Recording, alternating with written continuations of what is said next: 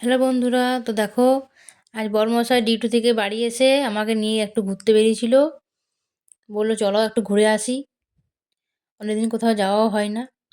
তো দেখো এই যে আমরা যাচ্ছি ঘুরতে, এই যে ইচ্ছাপুর ক্রস করছি। তো দেখো আমাদের বাড়ির সামনে এটা ইচ্ছাপুরটা, এই যে যাচ্ছি আমরা। একটু যাবো বেনাচিতি, তার জন্য বেরিয়েছি। দেখো এই আলমারি দোকানগুলো, আমি যাই আর এগুলো দেখি এত ভালো লাগে যে কি বলবো। আর এখানে বড়মশাই একটু দাঁড়িয়েছে, আমার যেহেতু মাইগ্রেন ব্যথা, তাই একটু ওষুধ নিতে দাঁড়িয়েছে।